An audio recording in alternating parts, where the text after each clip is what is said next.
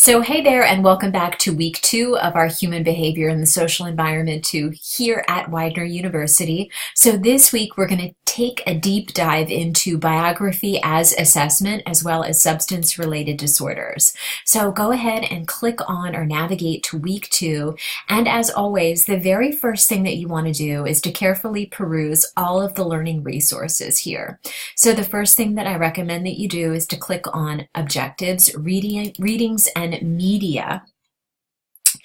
And the objectives for this week is to really help you understand and learn about the assessment process through the biographical timeline process. So it's our hope that you'll learn how to apply knowledge of the biographical timeline by developing questions to aid in your assessment process.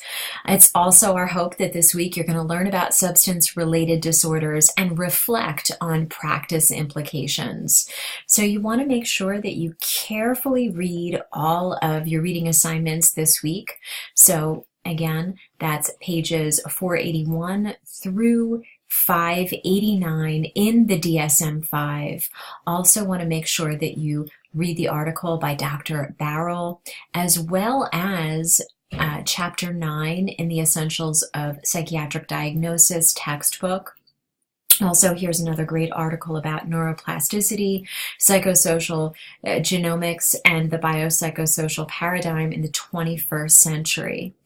You're also invited to choose one substance-related disorder to read for discussion. So you want to choose one of these following articles for you here. And if you scroll down further, you'll see here that the week 2 videos are located for you here. So you want to make sure that you're watching either option 1 or option 2.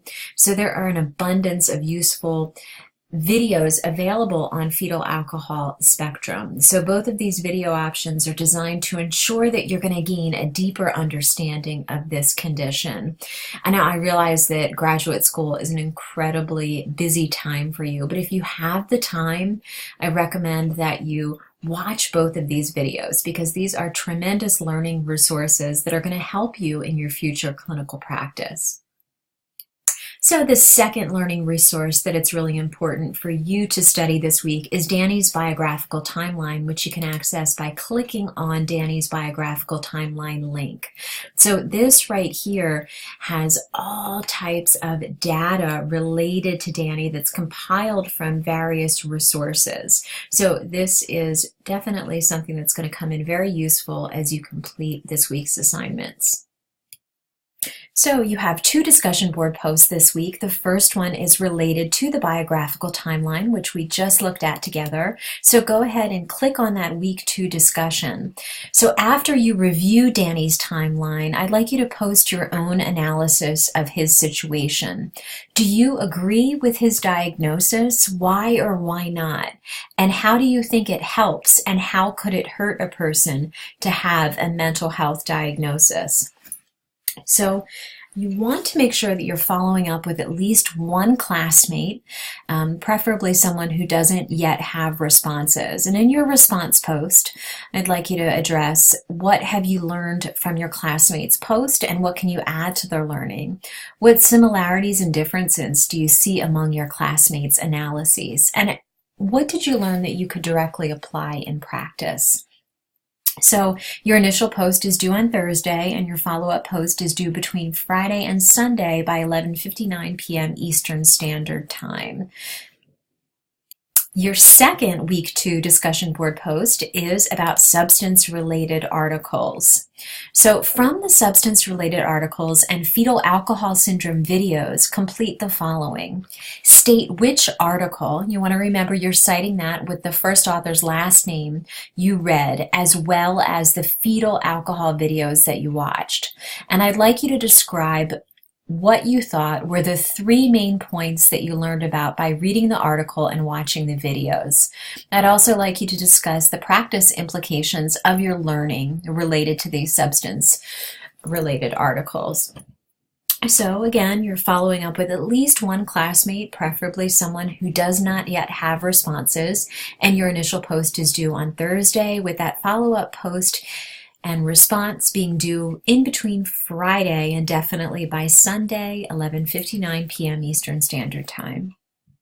So in addition to those discussion board posts, you also have two other assignments this week.